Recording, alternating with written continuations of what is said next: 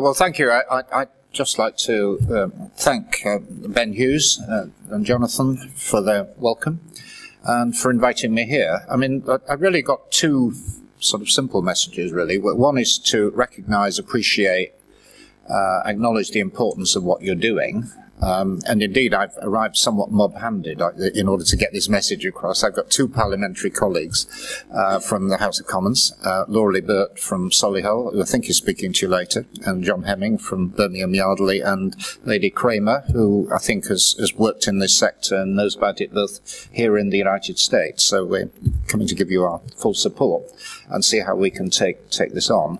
But my second reason is to talk to you more specifically about the Regional Growth Fund bid and where it takes us and what the limitations have been. I mean, in the private conversations I've had with you before, I think there was a genuine appreciation that this new funding will enable you to scale up your operations very substantially, but also a concern about why we haven't got through the next round. And I will undertake to get back and understand why that happened, whether this is an issue that we need to revisit, I don't know. And also about the time scale. I mean, I hope you understand we're under enormous pressure to ensure value for money. We can't just sign checks, and particularly when we're dealing with through intermediary institutions, these processes don't take place overnight. But again, your comments about the time periods are fully understood, and we will continue to work on that. I think probably before I say a little bit specifically about CDFIs and the relationship of the Regional Growth Fund, I think put this whole discussion in a wider context about what's happening with bank finance and the availability of loan funding. I think that in a sense we're dealing with a problem on two levels. One, there's been a long-standing problem in the UK of funding sources for small, medium-sized enterprise, and particularly at the micro end. It predated this crisis, and I think it's partly explained by the fact that the leading banks adopted, 10, 15 years ago, a new model which involved disengaging from kind of high street relationship banking of the traditional kind. I mean, I don't want to be too romantic about that era. I mean, there was an element in that period when we were all very deferential to our local bank managers, but it was the people you knew at the golf club who might have, helped to get a loan. But nonetheless, it was closer to the ground, closer to small business, and that gradually disappeared. And also that the British banking system, for historical reasons, has been highly concentrated in a way that is not the case in, say, Germany or the United States. They've got very different, but there's lots of banks operating right through the spectrum. This is not the case in the UK. It's been highly concentrated. The Cruikshank report just over a decade ago pointed out the problems that stem from that in terms of the high cost of lending.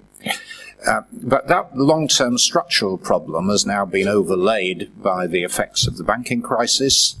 The big banks, after their painful experiences, are retreating somewhat, trying to consolidate their balance sheets, retreating from what they perceive as high-risk loans, which have a high weight in the capital requirements that they now have to meet under international regulations, and are looking with perhaps more scepticism than they did before at small borrowers for whom there are high overheads relative to the risk. So there is a process of retreat. Now, this isn't banker bashing. I'm just trying to describe what I think is the position. And as you say, we shouldn't be in a bashing mode, because I think the BBA have come up with a very constructive initiative in this referral scheme that they've referred to.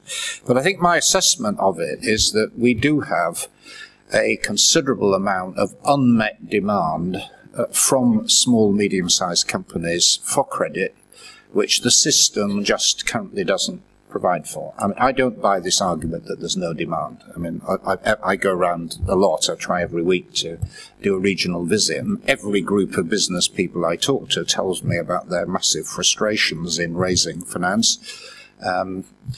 We do surveys in our department which shows there's a considerable extent of rejections. of what seem to be perfectly good, sound businesses, and a lot of others are discouraged from applying. So there is a big gap between demand and supply, and that creates a need, which the CDFIs are an important part of that solution, particularly at the microfinance end of the spectrum. And it's all the more important in the current context, because if Britain's going to grow out of this crisis, it's going to have to be private sector driven. Much of that private sector growth is going to come from small scale companies. You know, SMEs, which admittedly is a fairly broad group, currently account for over half of all the jobs in the UK. We can narrow it down. Actually, there's probably about 12,000 rapidly growing companies that are supplying the majority of the new jobs that are being created at the moment. But certainly the SME sector is absolutely fundamental to recovery. And within that, you know, microfinance has a very, very important role to play. Now, my understanding, based on your reports for last year, the CDFA reports, is that you're currently funding about 23 million in the last financial year. That's 1,500 businesses. And most of that, over 80%, was to microfinance. My department did an evaluation of the CDFI sector 2 years ago, which I think many of you will be familiar with. We'd made an assessment at that stage that if we look at the net creation, I mean, you know, gross figures can be a bit misleading, but if we look at the net figures, which is probably the toughest measure, we thought even at that stage, before you really got into high gear, something of the order of 900 businesses had been created by the CDFI sector and another 800 safeguarded.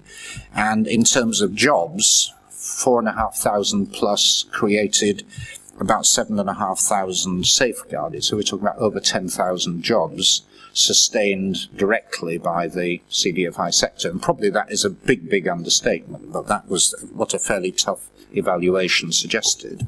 And that the way forward essentially is a way of scaling up. I mean, there are big economies of scale in your operation, and the whole purpose of our RGF loan was to help you operate on a significantly bigger scale.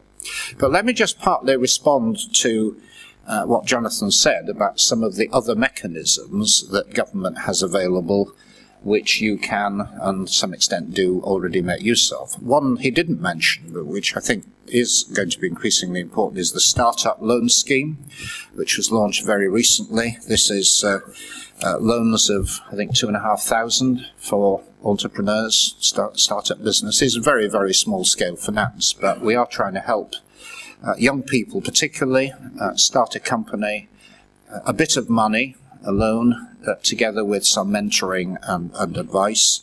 And certainly one of the CDFIs, Business Finance Solution in Manchester, have made their first loans under this arrangement already. I think there are another 4 which are lined up to move into that space, and this could be, I think, quite an important initiative.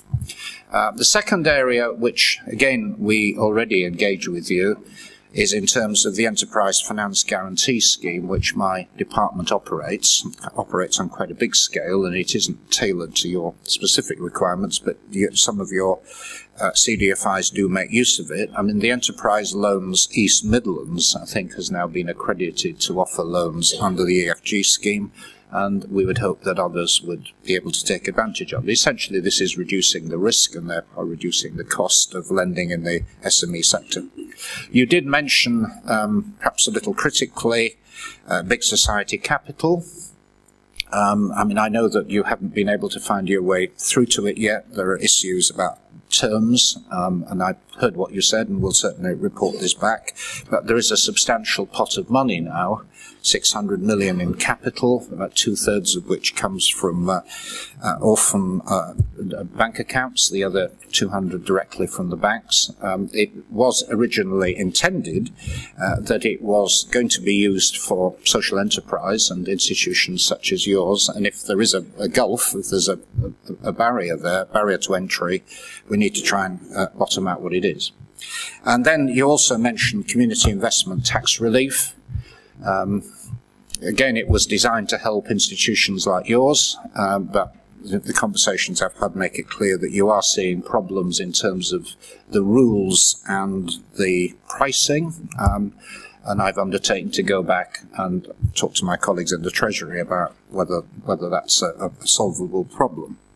And finally, before getting on to the RGF, just say a little bit about the new business bank, which I unveiled last week. It may or may not prove to be relevant to your sector when we haven't completed the design and the detail, but essentially what this is about, we will have roughly $1 billion of taxpayer capital. We want to draw in on a partnership basis 1.5 to 2 billion, hopefully, of private money in partnership, use government guarantees to leverage this institution up to about 10 billion of lending specifically for the SME sector. Now, there are two ways in which that could function, and it could be a combination of the two. One is providing long-term patient capital, the 20-year loans that particularly medium-sized companies find it impossible to get from the banking system at the moment. That's been a long-standing institutional gap in the UK. But the other, which is probably more directly relevant to what you do, is acting as a source of wholesale finance for new lending institutions. We have challenger banks. You mentioned peer-to-peer lending. There is your own movement. I mean, these are all potential recipients of wholesale funding, because that's often one of the big barriers to expansion of lending. And we'll be working on the design of the business bank in the next few months and hopefully engage you in conversations about it. But let me come back to the RGF scheme and what it is we're hoping to achieve by it. We hope that through it's a £60 million programme, of which 30 million comes from the government, the RGF. We're hoping that this combined package will create something of the order of 5,500 jobs in the first round. That's over the first 3 years as the money's dispersed. And I think because of the way these things are calculated and the recycling of money, I think in due course we're talking about something of the order of 8,000 jobs. We're talking about a very, very substantial programme generated through the CDFI mechanism. And essentially, we're talking about a match funding arrangement. The RGF is putting in 30 million, and the Unity Trust and the co-op banks are putting in roughly the same amount. And the objective seen from the government point of view is to support microfinance, small-scale enterprise, but because of your unique character, getting through to parts of the country that would otherwise not be reached by conventional lending. I mean, that, from our point of view, is the great attraction of the CDFIs. I mean, you're getting through to areas of deprivation and communities that otherwise would not get conventional finance, and that's why we're very keen to see this work. I got a sense this morning, I visited a factory called Utensa, just down the road, making bakeware, fairly, old-fashioned Birmingham at first sight metal bashing, but exceptionally high quality, able to outcompete the Chinese in their own territory, wanting to expand, good loyal labour force, a market, sees a lot of potential, but having problems with funding, had already got a 5-year loan backed by our finance guarantee scheme, didn't want to increase exposure anymore to the traditional big banks, for I think very good reason, and Aston Reinvestment Trust stepped in to provide 30,000, which was what they needed to make the necessary expansion. Now that's the kind of model we want to work with. I mean, the Utensa project doesn't come under the new scheme, but it's an illustration of how we see the CDFI lending mechanism working under the RGF. And it happened that the main source of funding, Aston Reinvestment Trust, is the first of the CDFIs to receive support through the scheme. I know it took a while to get the due diligence done, but it's the first which we've now approved to operate under the RGF programme.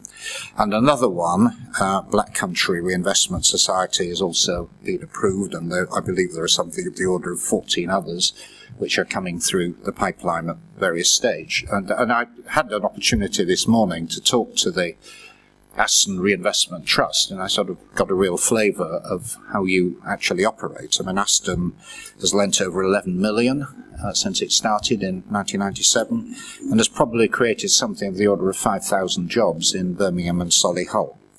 And it's essentially a way of, helping them to expand. I mean, it's really great. I mean, I found meeting them and the things they do really quite inspirational, and I want to do what I can to help expand it as much as I can. So let me just leave it there. I hope I've given you a flavour of how we see our relationship with the CDFI movement. You've raised with me a lot of difficult questions about whether in government we're seeing things in the right way, whether our practices are too bureaucratic in some respects, how we can speed them up, and I want to act on that. But I hope that with this programme that we're announcing today, you will be able to take a big step forward and scale up your operations. And it's, to my mind, a really good news story, and I'm absolutely delighted to be here to share it with you. Thanks very much.